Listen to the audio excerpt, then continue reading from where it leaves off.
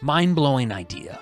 What if monsters had gigantic attacks that have to literally charge up and thus give players the chance to avoid them? It's a mechanic we see everywhere. Just think of any action-oriented game you've played. This monster takes multiple rounds to charge up and shows you where it'll attack to give you the chance to get away, rush it down, or be a tank and risk being one-hit KO'd. It's a classic mechanic for a reason.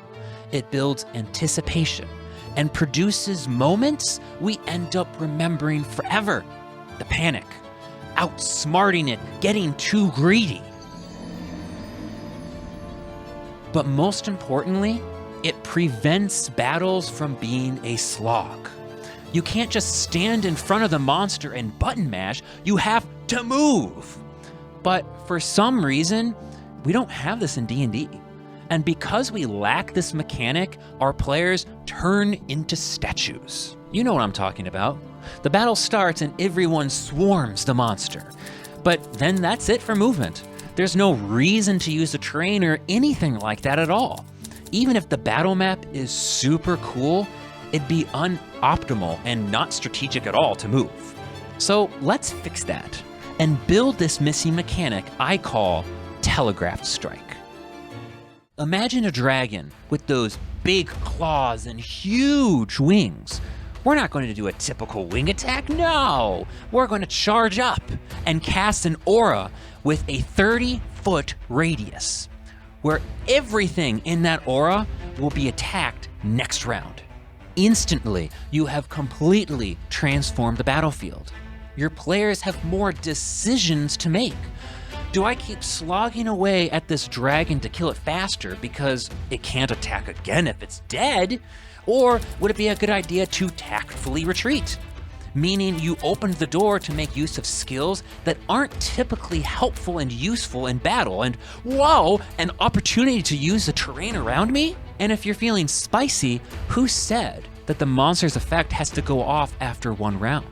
What if it's an attack that goes off after just 3 of your 5 players get to take their turns? Now, not all of your players get the chance to reposition themselves, and their allies have to figure out what to do because it's not just about them anymore, but about what they can do for their friends. Next idea.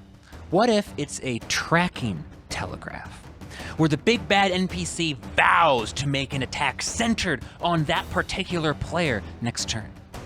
As a fellow player nearby, what are you gonna do? Will you get the heck away so you don't get caught up in the aftermath?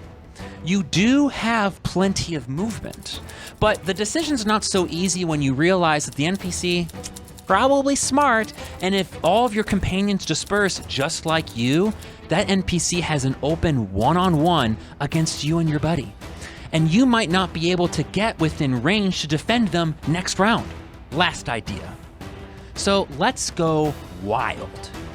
This attack isn't going to hit one player, and it's not a radial attack either. No. This attack is going to hit everything. Absolutely everything. And there's only 2 safe havens on the entire map. Just be careful.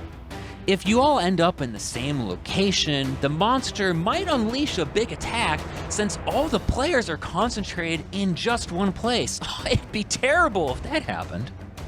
Or maybe the combined weight of all the players, now that they are centralized in one location, causes the terrain below them to start to crumble and one player starts to fall. I could go on for hours on ways you can use this, but see how adding a telegraph strike to your monster makes the battle way more fun and exhilarating? And it's something you can add into your improvised battles exceptionally quickly. Wait. Oh no, there's 2 monsters using telegraphed attacks at the same time. No!